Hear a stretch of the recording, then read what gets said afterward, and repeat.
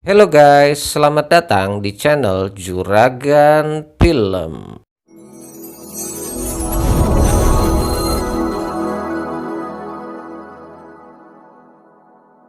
Buat kalian semua yang baru bergabung di channel ini, pastikan kalian semuanya klik tombol subscribe, like, share, dan juga komen guys.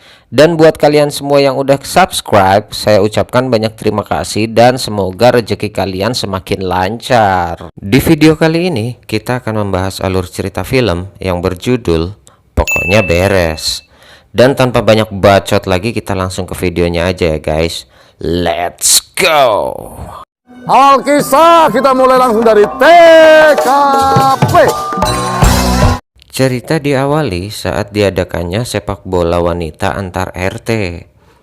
Dono yang menyamar sebagai wanita berhasil mengantarkan timnya menang telak guys. Tapi sayangnya penyamaran Dono sebagai wanita akhirnya harus terbongkar saat tim melawan mendapat tendangan bebas dan bola melambung tinggi kemudian membentur mister gawang lalu mengenai kantong menyan milik Dono. Dengan ditemani Indro, Dono memeriksakan kantong menyan miliknya ke dokter, dan sang dokter pun memeriksa rudal milik Dono. Ya, namanya juga film komedi ya guys. Pastinya banyak momen kocak saat Dono diperiksa oleh sang dokter.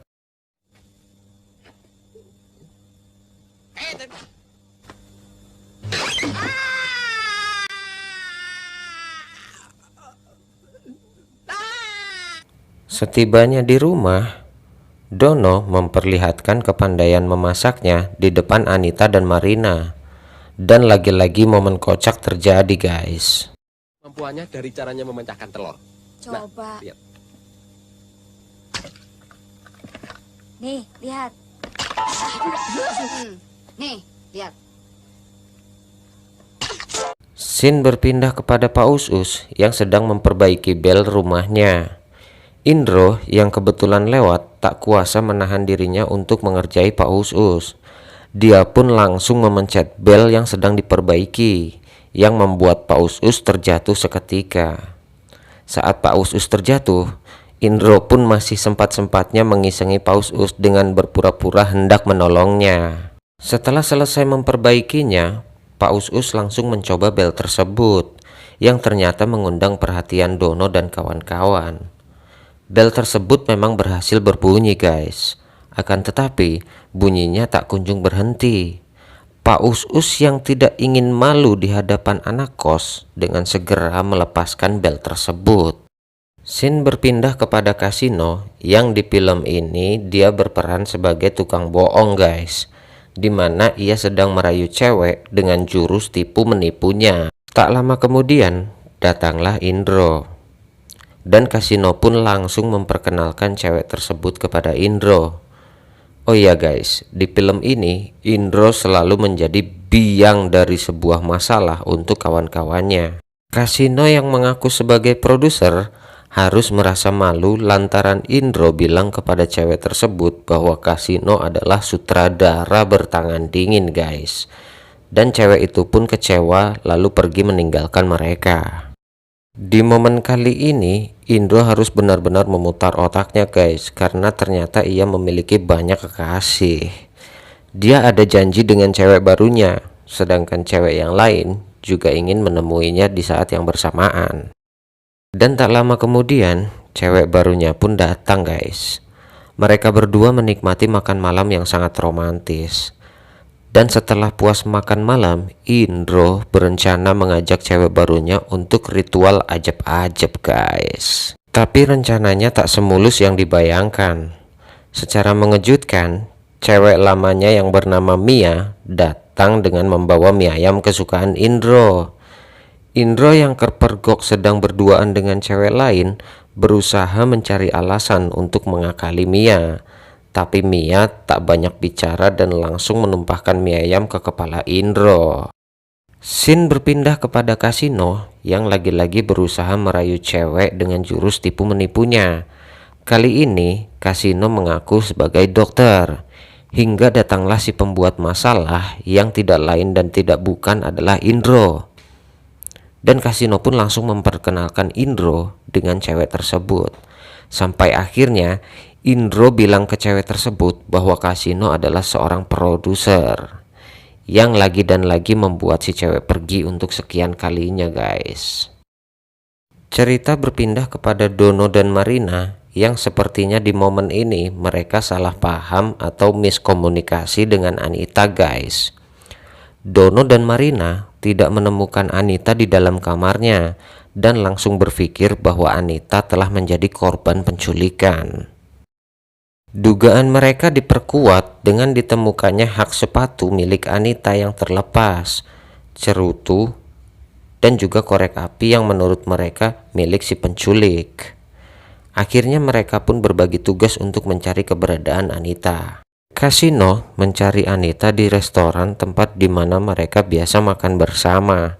Setibanya di restoran, Kasino tidak menemukan Anita, tapi malah bertemu dengan cewek cantik dan berusaha untuk merayunya dengan jurus andalannya, guys. Tapi sepertinya nasib apes dialami Kasino. Cewek yang dia rayu ternyata adalah seorang polisi yang sedang menyamar untuk mengungkap kasus prostitusi yang sedang marak. Dan Kasino pun sementara diamankan oleh polisi wanita tersebut untuk dilakukan penyelidikan lebih lanjut. Setelah menunggu Kasino yang tak kunjung kembali, Indro berinisiatif untuk menyusulnya. Setibanya di resto, Indro tidak menjumpai Kasino ataupun Anita. Melalui telepon umum, Indro mengabarkan Dono dan Marina bahwa Kasino dan Anita tidak ada di restoran tersebut. Usai menelpon, Indro baru menyadari bahwa ia terjebak di dalam KBU telepon umum tersebut. Tanpa pikir panjang, ia pun langsung memecahkan kaca tersebut agar bisa keluar dari KBU. Akan tetapi, aksinya dipergoki oleh polisi dan Indro pun sementara diamankan untuk proses lebih lanjut. Marina yang menemukan korek api bertuliskan alamat sebuah hotel langsung berinisiatif untuk mendatangi hotel tersebut bersama Dono. Setibanya di hotel, Marina langsung bertanya kepada resepsionis hotel tersebut. Berbekal foto milik Anita, resepsionis pun memberitahukan kamar yang ditempati oleh Anita. Setelah berhasil menemukan kamar Anita, Dono dan Marina langsung membekuk sang kakek yang menculik Anita. Sampai akhirnya Anita datang dan memberitahu yang sebenarnya bahwa beliau adalah ayah kandungnya. Dono dan Marina pun lekas minta maaf kepada ayah Anita. Di saat mereka sedang berkumpul di tempat kos, datanglah Kasino si tukang tipu menceritakan kejadian indah yang semalam ia alami. Sampai tak lama kemudian datanglah Indro yang menceritakan kejadian yang sebenarnya, bahwa mereka berdua menginap di sel tahanan yang sama, yang spontan membuat Kasino malu untuk kesekian kalinya, guys. Scene berpindah saat keponakan Pak Us-Us yang bernama Ice datang dari Jerman untuk menginap, yang langsung menarik perhatian para buaya darat, guys. Pak Us-Us menjaga ketat keponakannya agar tidak diganggu oleh para buaya darat tersebut. Bermodalkan lilin dan kura-kura, Kasino berhasil membuat Pak Us-Us ngacir dan lari terbirit-birit, guys.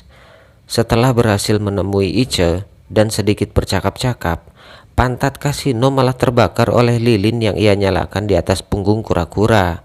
Inilah yang dinamakan senjata makan tuan, guys. Dono yang memiliki rencana dengan cewek terdekatnya meminta toleransi kepada rekan-rekannya agar bisa memberikan ruang dan waktu untuk bisa berduaan dengan teman wanitanya.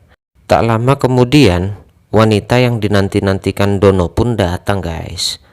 Dan mereka pun menikmati waktu hanya berdua saja. Tapi ternyata Marina dan Anita pulang lebih awal, guys. Dono yang tak ingin ketahuan pun meminta agar ceweknya lekas meninggalkan rumahnya, dan Dono pun masih berhasil mengatasi semuanya. Scene berpindah kepada Dono yang sedang mencari lowongan kerja melalui surat kabar harian. Dia pun menemukan lowongan pekerjaan yang pas untuknya, yaitu menjadi juru masak di salah satu restoran. Saking senangnya sampai ia menumpahkan minuman ke baju Marina. Berbekal surat lamaran yang lengkap, Dono mendatangi restoran tersebut dan langsung bertemu dengan bosnya secara langsung guys. Karena si bos sedang banyak urusan, bos pun meminta Dono untuk menunggu sampai ia kembali. Saat sedang menunggu si bos kembali, telepon pun berdering dan Dono pun mengangkat telepon tersebut guys.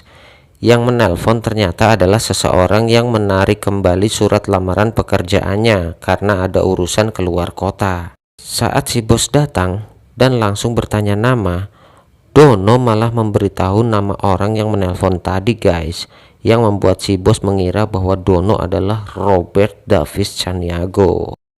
Si bos pun menyambut dengan senang karena Robert Davis Caniago adalah juru masak internasional yang sangat terkenal guys. Di momen ini sebenarnya Dono ingin menjelaskan kepada si bos yang sebenarnya. Akan tetapi setelah mendengar komisi yang sangat besar, Dono pun melanjutkan sandiwaranya dan menyamar sebagai Robert Davis Caniago. Setibanya di rumah, Dono langsung mencari kertas resep masakan milik Robert. Dono meminta kepada Marina agar mau membantu mencarikan resep tersebut dengan imbalan uang 5.000 guys. Setelah Marina berhasil menemukan buku resep tersebut, Dono berusaha mengambil paksa resep tersebut. Dan disinilah momen dimana Dono menang banyak lagi guys. Brengsek. Hati-hati, kalau sobek bisa repot. Biarin. Dasar nih, 5.000 aja nggak mau bayar. Sobek dan. Biarin, pokoknya bayar 5.000. Tanpa diketahui oleh Dono, nama Robert Davis Caniago ternyata mengundang banyak perhatian guys. Ternyata Robert Davis Caniago adalah nama yang termasuk dalam daftar pencarian orang yang terseret beberapa kasus kriminal. Beberapa orang yang memiliki masalah dengan Robert pun segera mendatangi restoran tersebut. Dono yang baru 1 hari bekerja harus menerima tamu yang sudah lama mencari Robert. Secara bergantian, orang-orang itu melabrak Dono yang mengaku sebagai Robert Davis Caniago. Sampai akhirnya polisi datang yang juga mencari Robert. Secara bersamaan, datanglah wanita yang mengenal Robert Davis Caniago secara fisik guys, dan memberitahukan bahwa Dono bukanlah Robert Davis Caniago. Setelah mengetahui yang sebenarnya bahwa Dono bukanlah Robert Davis Caniago, maka film pun tamat. Terima kasih buat kalian semua yang udah nonton video ini sampai habis ya guys. Dukung terus channel ini dengan cara klik tombol subscribe, like, share, dan juga komen. Sampai jumpa di video berikutnya ya guys. Bye-bye.